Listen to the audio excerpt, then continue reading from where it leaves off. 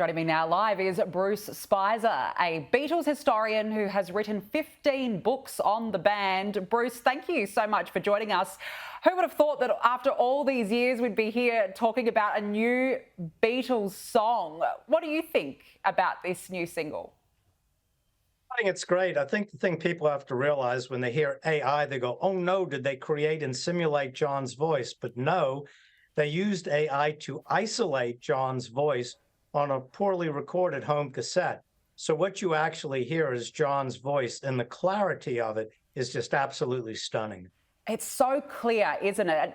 Let's talk about that. What do you make of the use of AI in this song and how they were really able to salvage a John Lennon demo from so long ago? It's amazing. There's a new technology that Peter Jackson's Wingnut Films used for the Beatles Get Back documentary. And what it does is it teaches the computer to know what somebody's voice or what their instruments sound like, and it can isolate on that one instrument.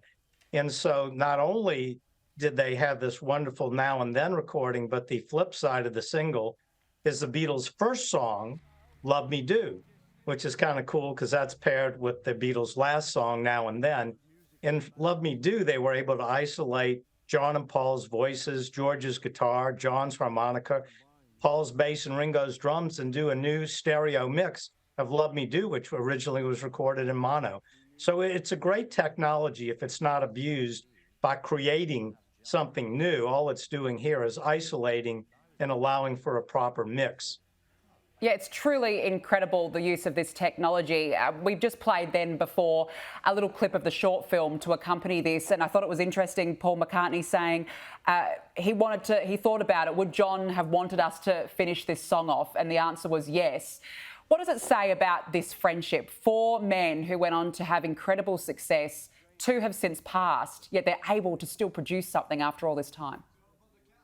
I think it's incredible. And when you listen to the song, there's a part of the song where Paul and Ringo are singing the line, Now and Then I Miss You. And even though this was a song that John wrote under different circumstances, what it means to the listener is that John and George are missed by Paul and Ringo. And it's a very moving moment in the song. And Peter Jackson did a documentary for the song that'll be released tomorrow. And in that documentary, he really plays up that line well. It's an extremely moving documentary and one that I think will bring many people to tears. Oh, well, we look forward to watching that one. Bruce, we know that Now and Then's journey has taken place over 5 decades. In your view, is it more like a celebration of the legacy of probably the most influential band in popular music history? I think in some ways, yes, it is. And it's also a tribute. And Now and Then, Paul plays a guitar solo on slide guitar that is a real tribute to George because it's in George's style. And I think also whenever you have this type of publicity campaign, it introduces younger people to the music of the Beatles.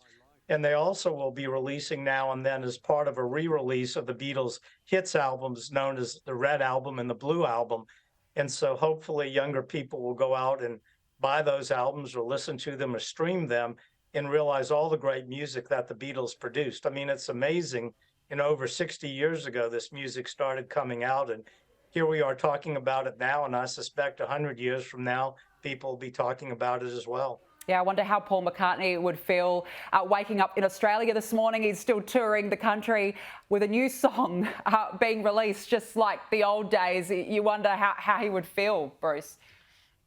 It's amazing. As Paul said, John would really have been excited about the project. And as you say, it brings the four of them together again for one last time through the magic of AI. And I believe it's a worthy song. From the song's very beginning, it has this sort of finality to it when you hear those opening chords. And it's like you think, oh, this is going to be a really important statement from the Beatles.